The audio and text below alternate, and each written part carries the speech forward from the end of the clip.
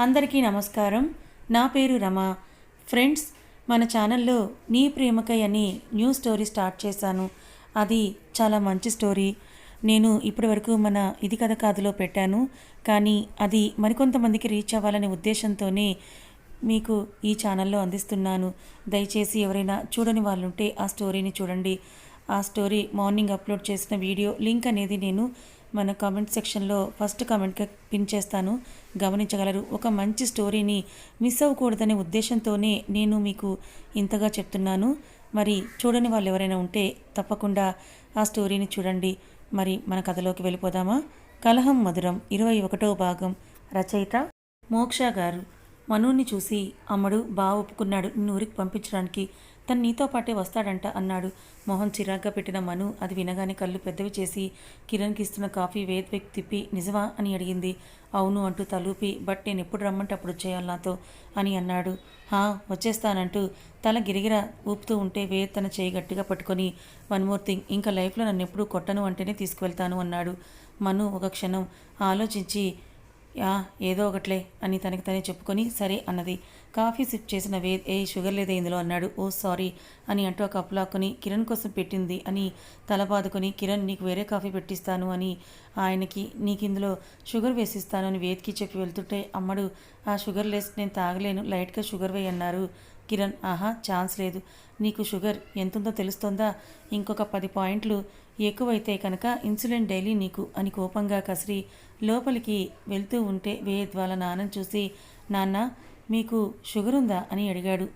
అని అంటూ తల ఊపి, ఇంట్లో డాక్టర్స్ ఉంటే ఇంత నష్టమని ఇప్పుడే తెలుస్తోందిరా నాకు అని అన్నారు. కొన్ని రోజులకు బ్యాగ్ సర్దుతున్న మను దగ్గరికి వచ్చి, మొద్దు మనతో పాటే భార్గవ్ కూడా ఊరొస్తానంటున్నాడు, రమ్మన్నా అని అడిగాడు. దీనికే నన్ను వచ్చి అడగాల వేదు, రమ్మను అని అంది.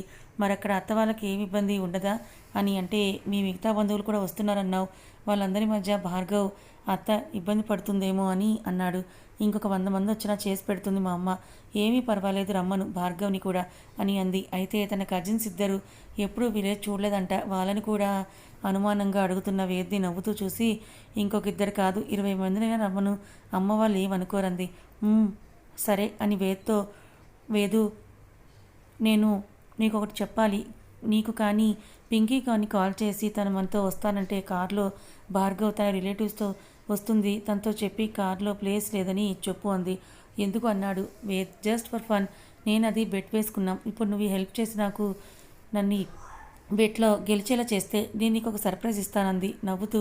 సరే అని అన్నాడు. ఇంటికి వచ్చిన భార్గవ్ని వెనకాల నిలబడ్డ మను గార్డ్స్ని చూసి, వేద్ భార్గవ్తో వీళ్ళిద్దరు నీ కజిన్స్ అని చెప్పాను, నువ్వు డౌట్ రాకుండా అలాగే చెప్పు అని వాళ్ళిద్దరినీ చూసి, ఇప్పుడు వెళ్ళే చోట మీరు చాలా పగడ్బందీగా ఉండాలి, మొన్న చేసినట్టు ఏదైనా మిస్టేక్ చేశారంటే మిమ్మల్ని వదిలిపెట్టేదే లేదు అని చిన్నపాటి వార్నింగ్ వాళ్ళకిచ్చి, అమ్మడు భార్గవ్ కూడా వచ్చేశాడు, నీదే లేట్ అని అరిచాడు. వచ్చేస్తున్న వేదు అంటూ చెవిపోగు సరిచేసుకుంటూ వచ్చిన మనుకి ఆ ఇద్దరు ద్వారా పాలకుల మధ్య నిల్చున్న భార్గవనే తప్ప వాళ్ళిద్దరూ కనపడక, వచ్చేసావా, కాఫీ తాగుతావా అని అంది మను. వద్దు వదిన అని తలూపాడు భార్గవ్. వేదు, ఇది పట్టట్లేదు, కాస్త స్క్రూ సెట్ చేయి అని అప్పటి వరకు కుస్తీలు పడిన చెవిని వేద్ ముందర పెట్టి భార్గవ్ కేసి కళ్ళెగరేసి, మీ కజిన్స్ ఎక్కడ భార్గవ్ అని అడిగారు.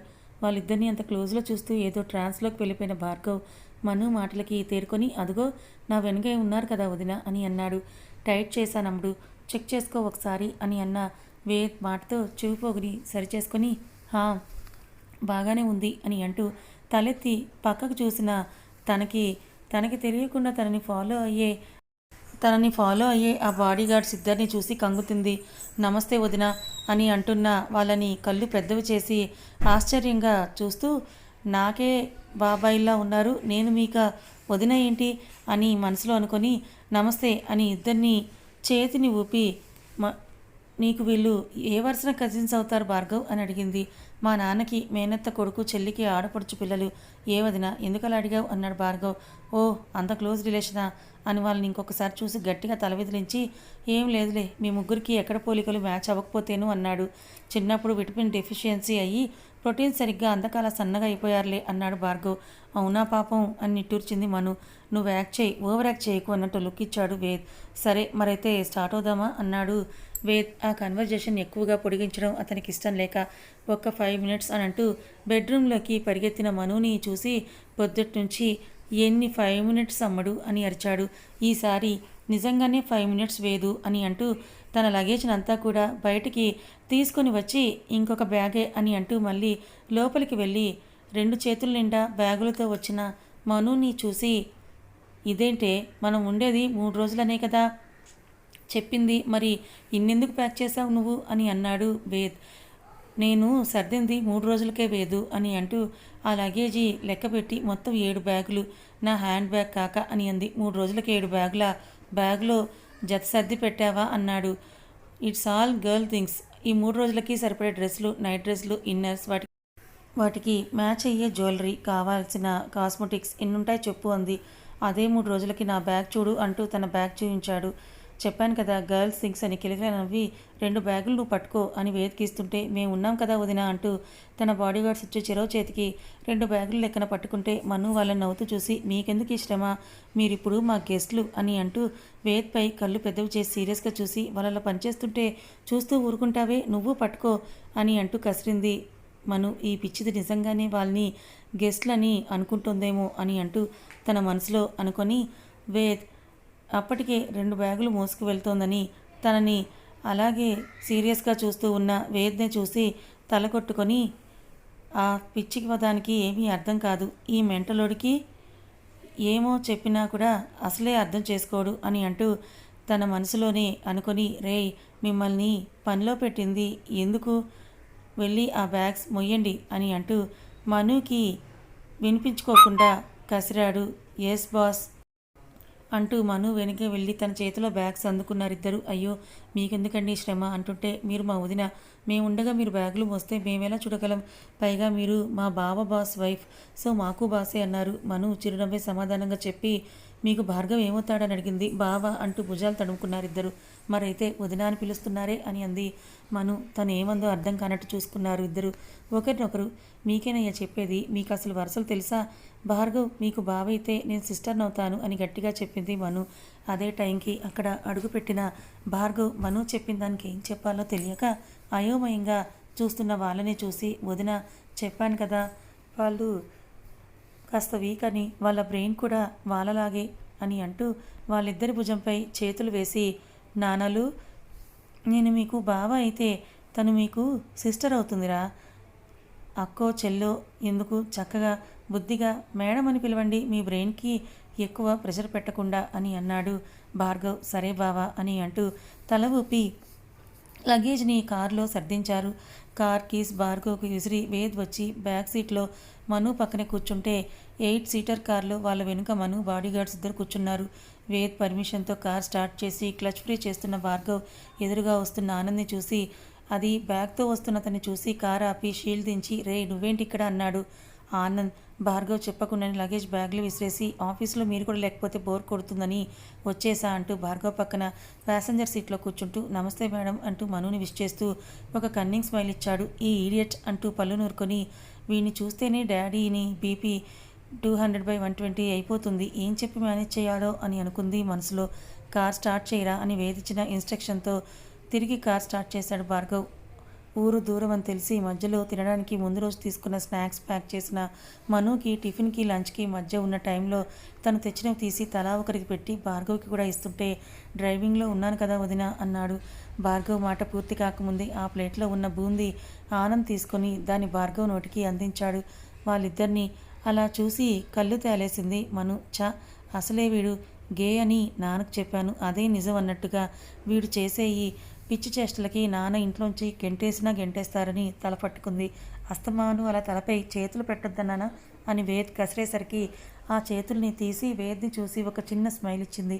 1 గంటన్నర జర్నీ తర్వాత భార్గవ్ ఆనంద్ పొజిషన్స్ చేంజ్ అయ్యి డ్రైవింగ్ సీట్లోకి ఆనంద్ ఆ పక్కకి భార్గవ్ వచ్చేశారు. అలా ఇంకొక గంటకి మను వాళ్ళ ఊరు వచ్చేశారు. కార్ నేరుగా మను వాళ్ళ ఇంటి ముందే ఆగింది. వేద్ పెళ్లిలో సరిగ్గా గమనించగా ఆ ఇంటికి దారి తెలియదు. భార్గవ్ ఎప్పుడూ ఆ ఊరు రానేలేదు. కానీ కార్ కరెక్ట్గా మను ఇంటి ముందు ఆగడం వేద్కి వియర్డ్గా అనిపించి, నీకు ఈ ఇంటికి దారేలా తెలుసు అని అడిగాడు. ఆ మాటకి ఆనంద్ మీద పిచ్చ కోపం వచ్చింది మనుకి. వీడు నా క్లాస్మేట్ అని వేద్కి తెలిసిందా? నా పని అంతే. అయినా ఎందుకు వచ్చాడో ఈ స్టూపిడ్ అని నోటికొచ్చినట్లు తిట్టుకుంది. వేదు, నువ్వు లోనికి వెళ్ళు అని చెప్పేసి లగేజ్ భార్గవ్తో సహా మిగతా ఇద్దరు ఏమరపాటుగా ఉన్న టైంలో ఆనంద్ని పక్కకు లాక్కెళ్ళి, ఎందుకు వచ్చావురా ఇక్కడికి? ఇప్పుడు నువ్వు నా రూమ్మేట్వి అన్న విషయం మా నాన్న వేదుతో ఓపెన్ అయితే తన దగ్గర అని అంటూ అతనిపై కల్లెర చేసింది. అది నీ ప్రాబ్లం. యాజ్ ఏ డిటెక్టివ్గా నిరంతరం మీ ఆయన ముందు అడుగు తెలుసుకోవడం నా బాధ్యత. You better don't involve in our affairs పో అని అంటూ ఆమెను విదిలించుకొని లోపలికి వచ్చేశాడు ఆనంద్.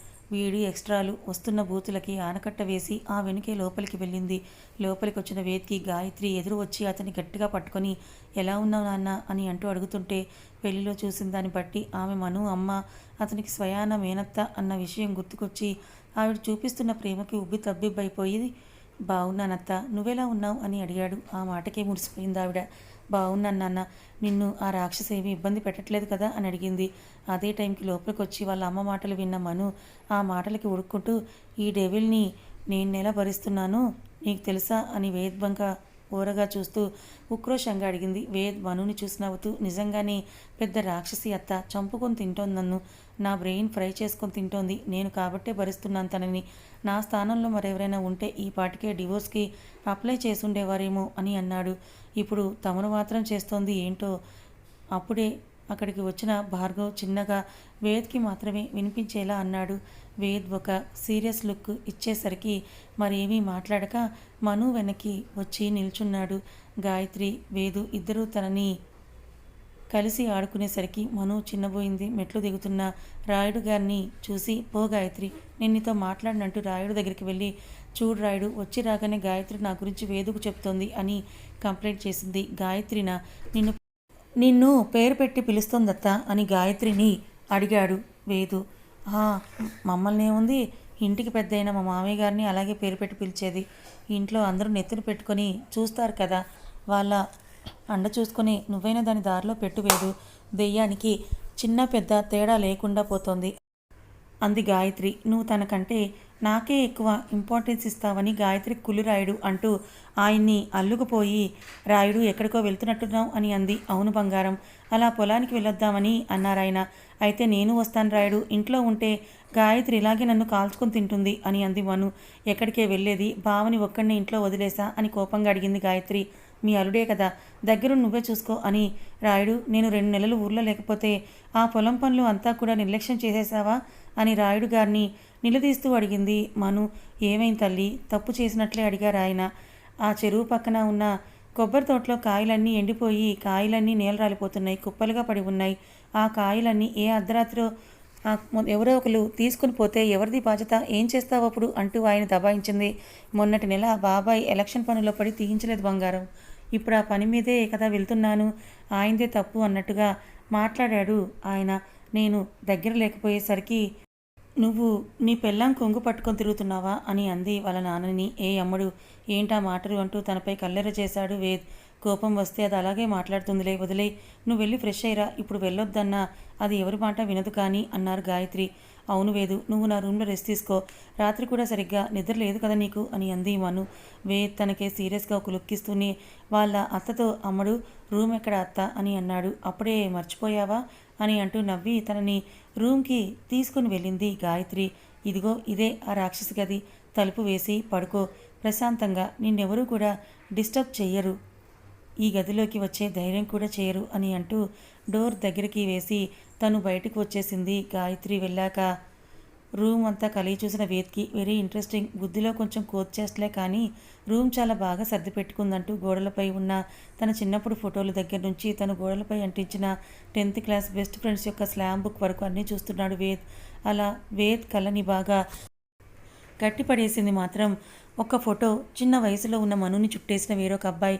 ఆ ఫోటో చేతిలోకి తీసుకొని, ఏయ్ ఇది నేనే కదా అనుకొని, గాయత్రి అత్త నాన్నకి సొంత చెల్లెలు కదా, మరి నాకెందుకు వీళ్ళెవరు గుర్తులేరు, వీళ్ళొక్కసారి కూడా ఎందుకు ఇంటికి రాలేదు ఏంటో, ఒకవేళ నేను అబ్రాడ్లో ఉన్నప్పుడు వచ్చేవారేమో అని అనుకుంటూ బెడ్ మీద వాలి సీలింగ్ వంక చూసిన వేద్కి, అమ్మని దీని రూమ్కి సెంట్రల్ ఏసీ కూడానా, నా ఫ్లాట్లోనే స్ప్లిట్ ఏసీ కూడా పెట్టించి, దీని పప్పులు ఇక్కడ బాగా ఉడుకుతాయనుకుంటా అని అనుకుంటూ మంచం మీద వాలి కళ్ళు మూసుకున్నాడు వేద్.